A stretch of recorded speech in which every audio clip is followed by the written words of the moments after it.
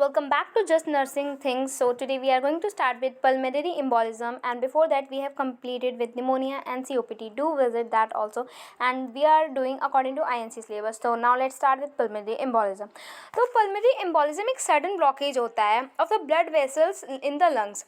Usually cause होता है blood clot जो होता है वो travel करता है another part of body, commonly another part like legs हो गए.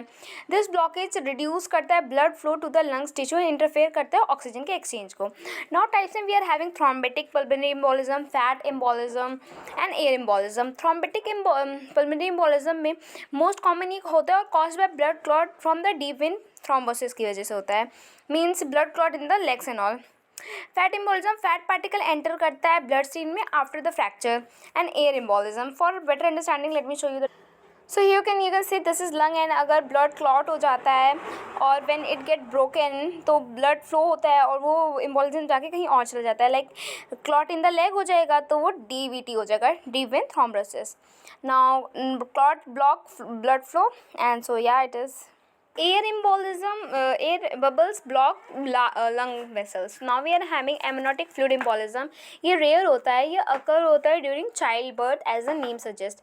Now septic embolism ये caused by होता है interference between material traveling in the blood. Infected materials की वजह से septic embolism होता है. Now etiology और we can say risk factor क्या है? So deep vein thrombosis की वजह से हो सकता है pulmonary embolism. Prolonged bed rest और immobility की वजह से, surgery especially orthopedic surgery, pregnancy की वजह से, ओबेसिटी की वजह से, स्मोकिंग की वजह से, ओरल कॉन्सेंट्रेटिव pills. Cancer can also be the cause, old age and dehydration can also be the cause. Now pathophysiology क्या होता है? अब ब्लड क्लॉट जो होता है वो form in a deep vein, usually legs. The clot breaks loose and travel through. तो mainly इसमें एक ब्लड क्लॉट फॉर्म होता है usually in the deep vein में, और जब वो क्लॉट ब्रेक हो जाता है तो वो ट्रेवल करता है ब्लड स्ट्रीम में जो कि लॉज कर देता है पल्मोनरी आर्टरी को. अब blood flow to the lungs block हो गया है जिसकी वजह से oxygen exchange is decreasing. Now lung tissue may be damaged. Now heart strain होता है increased due to pressure buildup. Now it result in reduced oxygen supply and circulation disturbance. Now sign और symptoms of we can say clinical manifestation में sudden shortness of breath होता है, chest pain होता है, rapid breathing होती है, rapid heart rate होता है and cough. Anxiety is seen, sweating is seen, cyanosis, leg swelling और पेन, डिजनेस और फटीग. तो नर्सिंग मैनेजमेंट में हम असेस करेंगे breathing, oxygen saturation and vital sign, administer करेंगे ऑक्सीजन थेरेपी, मेंटेन करेंगे आईवी फ्लूइड एसेस, पेशेंट को position करेंगे सेमी फाउलर्स में, मॉनिटर करेंगे for the signs of shock, administer करेंगे एंटीकोगुलेंट्स. मेनली एंटीकोगुलेंट्स देते हैं ताकि जो कोगुलेटेड ब्लड है वो थिन अप हो सके एंड क्लॉट बस्ट हो सके. इनकरेज करेंगे bed rest during the acute phase and monitor करेंगे for bleeding.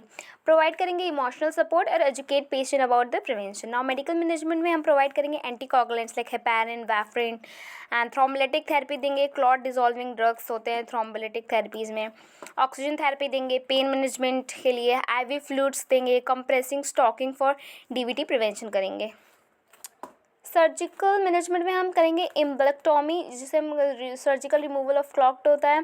Catheter directed thrombolysis करेंगे. आईवीसी फिल्टर प्लेसमेंट, ये प्रिवेंट करता है क्लॉट को रीचिंग द लंग्स को तक रीच करने का.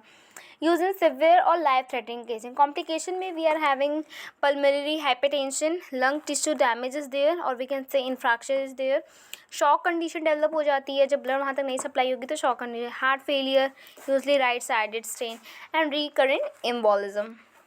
तो if we sum up all the points of pulmonary embolism, इसमें मेनली अब ब्लड क्लॉट होता है जो कि ट्रैवल करता है थ्रू लंग्स और blood vessels. Clot in the leg को डीवीटी कहते हैं. Blood in the clot in the vein में होता है, क्लॉट ट्रैवल करता है लंग्स में, और clot in the lungs can cause blockage. Blood clot in the lungs, so risk factor में डीवीटी है और सर्जरी और removability. We can say symptoms, sign and symptoms में sudden shortness of breath, chest pain is there, coughing is there and rapid heart beat is there, means heart rate is there. So yeah, this was all about pulmonary embolism, and do visit the respiratory disorders. We are doing according to INC disorders. So till the time, like, share and subscribe if you found the lecture helpful.